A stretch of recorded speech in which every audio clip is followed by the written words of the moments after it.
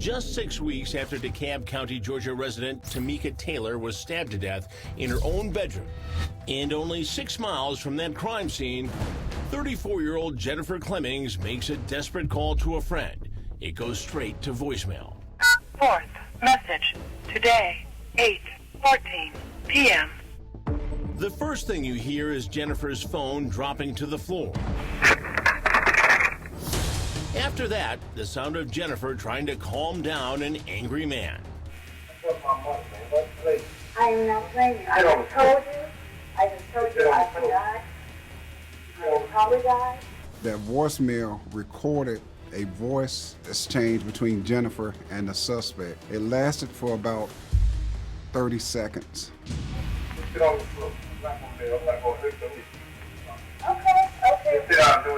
You want your money? During the recording, she stated, "I'm gonna give you your money. I'm gonna pay you back your money." Then you can hear the increasing desperation in Jennifer's voice as she tries to calm things down. You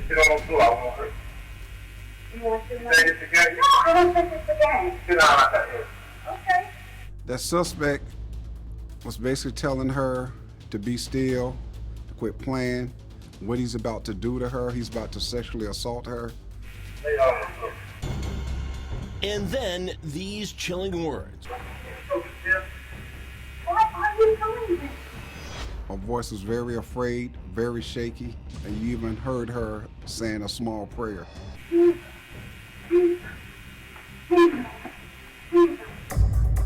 voicemail cuts off shortly after that prayer.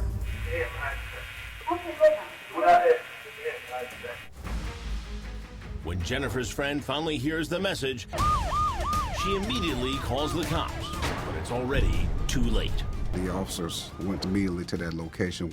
The doors unlocked. They went inside.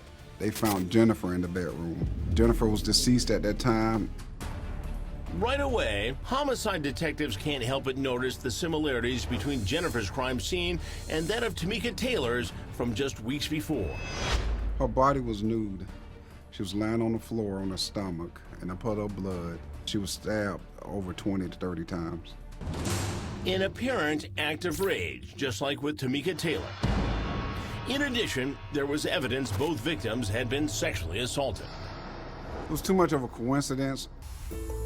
And there were other similarities between the victims that were hard to ignore. Like Tamekia, Jennifer Clemmings was an ambitious young self-made woman who lived on her own. Jennifer was like, oh my gosh, she just was the joy of the family. You know, she tried to make sure we were all okay.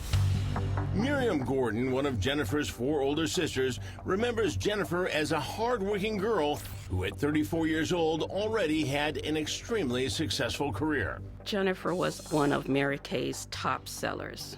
She even got a pink Cadillac. And according to friends and family, Jennifer was giving back to the community, opening up jobs to those in need. She paid people to do work around her house. She get people from the church, she get people from Home Depot or someone from the neighborhood. So then who would want her dead? Miriam says she was puzzled from the moment one of the other sisters called her with the news. She said she was murdered, and I'm like, no, that doesn't happen in our family. We don't hang out with anyone that would hurt us. And when police started digging, they found the same. Jennifer had no obvious enemies. There were no usual suspects. At that time, she wasn't romantically involved with anyone that we knew of. Police collect the suspect's DNA from the scene, as well as the knives he used to take Jennifer's life. But just as in Tamekia Taylor's case, nothing matched anyone in the system. I would not even imagine that Jennifer had anyone in her circle that could have potentially bring her harm. So police searched for clues in that voicemail. Okay.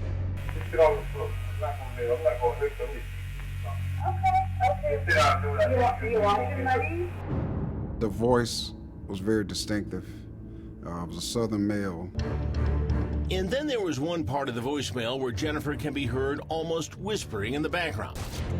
Could she be saying a name? We listened to it. We sent it off to be analyzed. We have the FBI analyzed it. Several years after that, we sent it to some super smart students at Georgia Tech to analyze it, but she did not say a name. We could not get a name out of that recording. And neither can anyone else. We let the parents listen to it. We let her friends listen to it. We even played it on the news where the public can listen to it. No one recognized the voice. But while the recording didn't give detectives a name, it did seem to reveal a motive.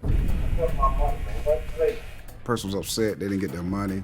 So that indicates to us that this person possibly done some type of work for us and she owed them money. Maybe one of those same people Jennifer hired from the community. She was having work done on her house. And police did search for those day laborers. Most of them we did track down, but she could have used some ones that we never knew about. Detectives still feel it's a solid lead, but have yet to find anyone who matches the evidence. And what about the other big question? Is there a connection to the Tamekia Taylor case? Both women live less than 10 minutes from each other and were murdered in similar ways by men police believe the victims knew. But surprisingly, based on evidence investigators aren't releasing, they say that the only connection is coincidence and that they're looking for two different killers. I do not believe the person responsible for killing Tamekia Taylor is responsible for killing Jennifer Clemmings.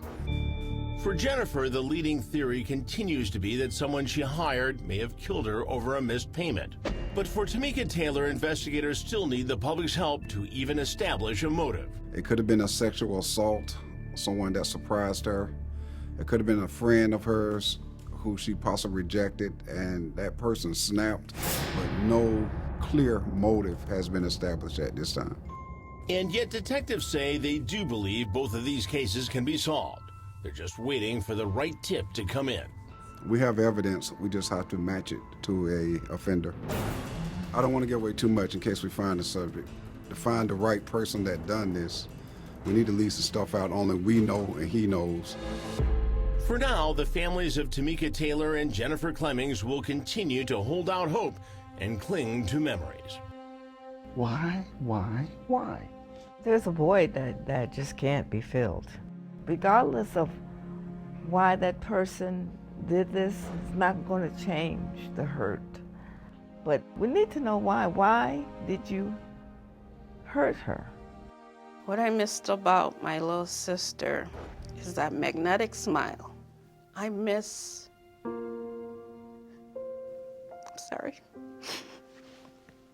that she wasn't there to say goodbye to my mom.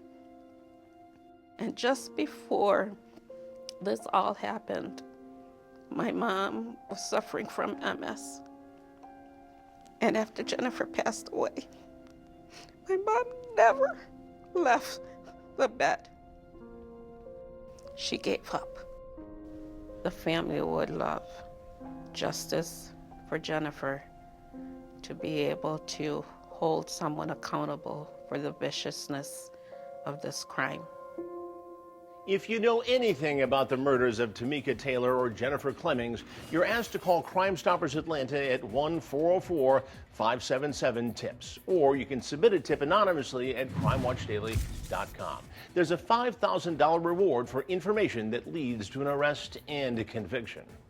I'm Chris Hansen. If you like this story, make sure you tune in every day to Crime Watch Daily. You can find where the show airs in your city at crimewatchdaily.com. Watch it live or record it on your DVR and watch it at night. And to all those criminals out there, remember, we are watching.